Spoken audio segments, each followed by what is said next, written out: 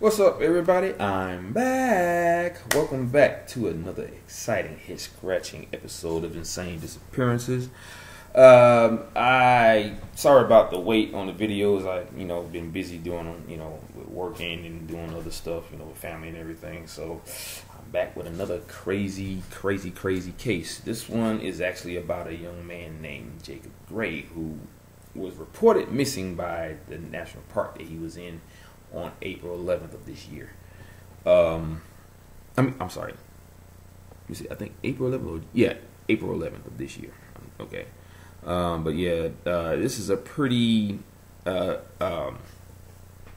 active case right now. Even though the Park Service has stopped looking for him, so his father is actually still doing what he's supposed to do as a father and still looking for him, but no one has found him yet. But I'm going to get right to it.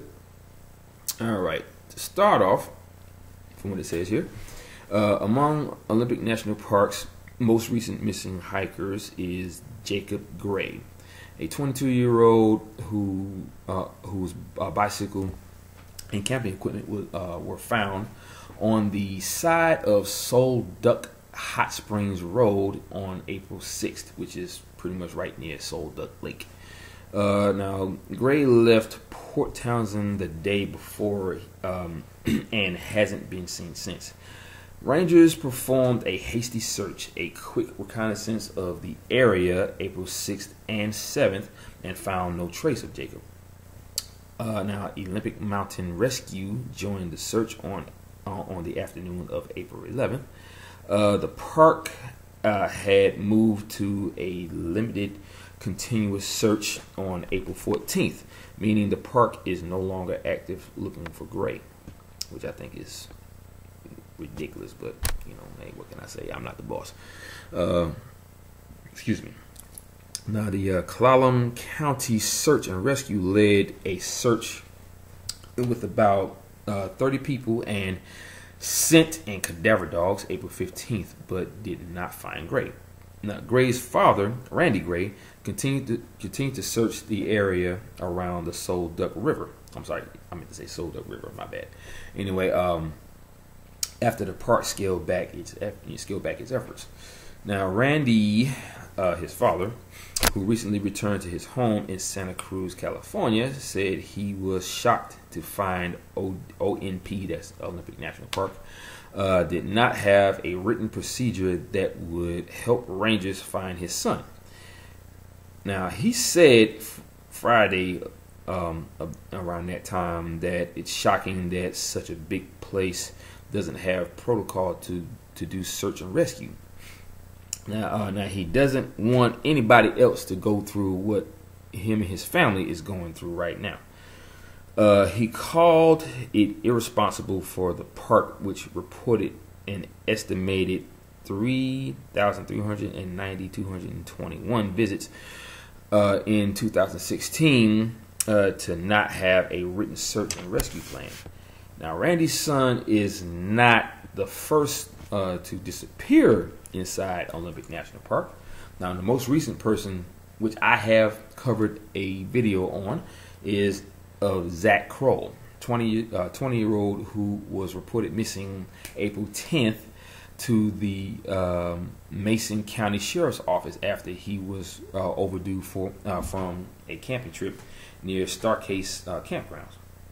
Now, searchers found tracks heading into an area hit by an avalanche. Now here's the thing. From what I can see, he disappeared around the same month. He disappeared in the same month as Jacob Gray, just in a different. I think it was probably. I gotta look back into it to find out exactly what year, but it was just kind of strange how he disappeared a day before he was reported missing by the national park, which was April 11th at the time. So there's some coincidences there in the dates and in the month of when he disappeared.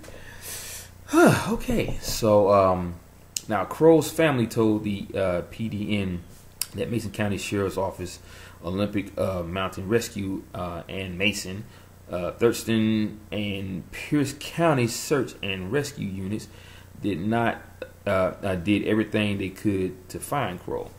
Now, some 70 searchers, tracking dogs, and helicopters combed the hills around Lake Cushman in an effort to find Crow.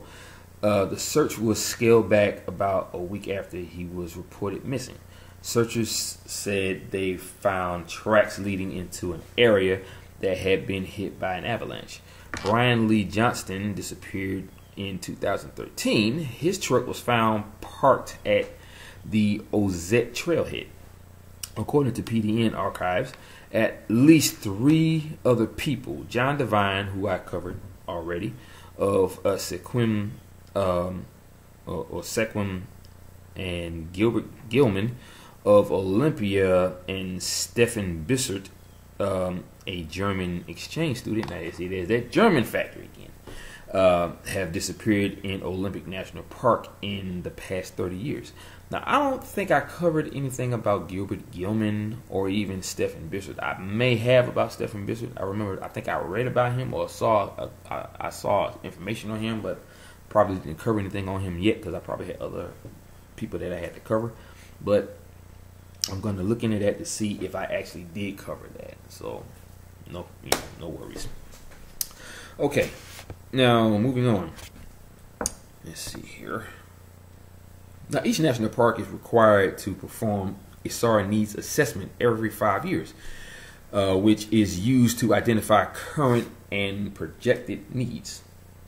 Now, the assessment details visitation, resources, visitor activities that produce SAR incidents, and SAR staffing levels.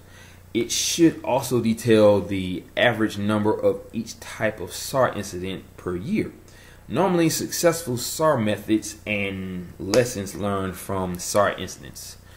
After the needs assessment, parks are required to prepare a SAR plan according to the NPS Search and Rescue reference manual. The Park SAR plan addresses the day-to-day activities of a Park SAR program according to the manual. The manual says the park superintendent shall designate staff for responding to SAR information requests, but doesn't say the park needs to notify the media or public when someone is reported missing. Now, by the public, I would think they mean also the families, which is a part of the public, of course, which I think is very, very wrong. But, I didn't make the rules. Now, the park sent a notification to news media about Jacob Gray was missing April 11th, 5 days after Gray's bike was found, and a day after the PDN reported that he was missing. Now, for those of you who want to contact the reporter in this story, his name is Jesse Major. Now, he can be reached at 360-452-2345. His extension is 56250, or you can reach him at jmajor@PensacolaDailyNews.com. All right, folks, that is the end of this story about this case.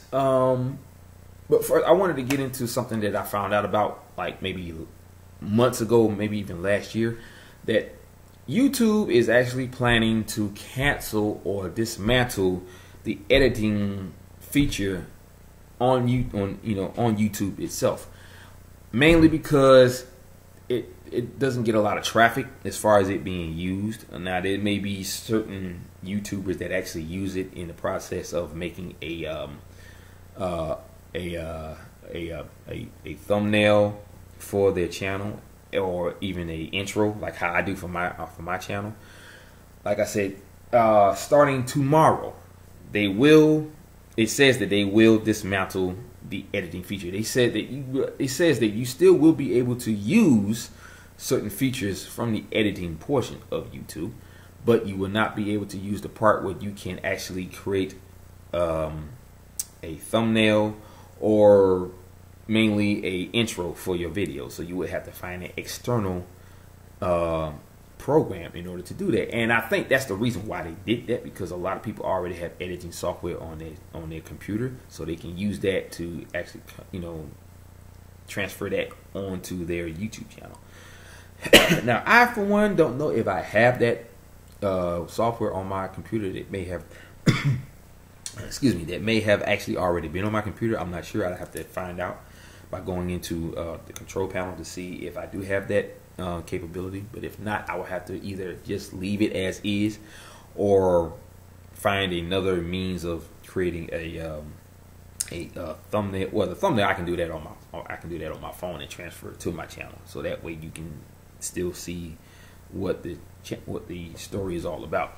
But as far as the intro, I have to find another way to do that, and if not, I will just leave it as is. You know, now for the ones that enjoy my intro, you know, for the fact that this is going to actually happen as of tomorrow, I am truly sorry. So you'll probably see for a while just the video itself along with the thumbnail and not the intro.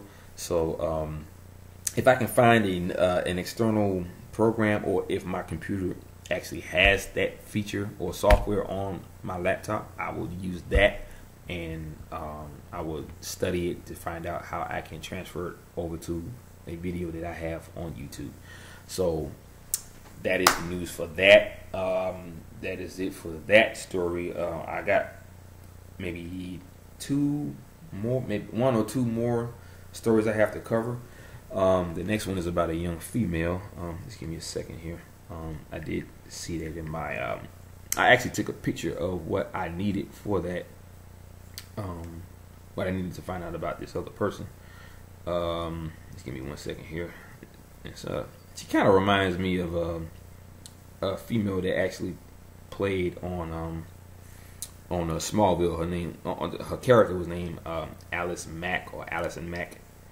Her name is let's see, I think her name is, what's her name? Oh, Zuku Verk.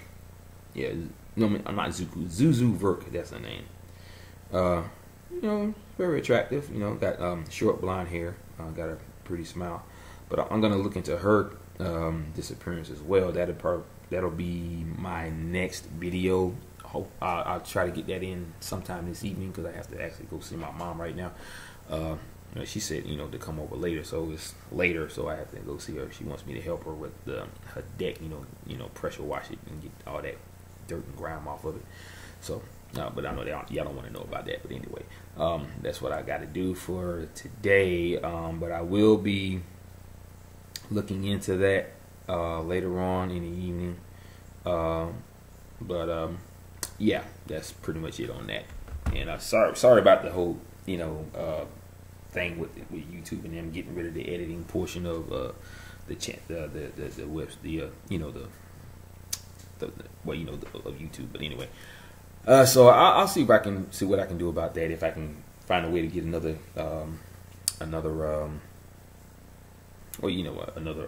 intro going. But if not, like I said, I'll just leave it as is and just do the thumbnail thing until I can find an external use for that.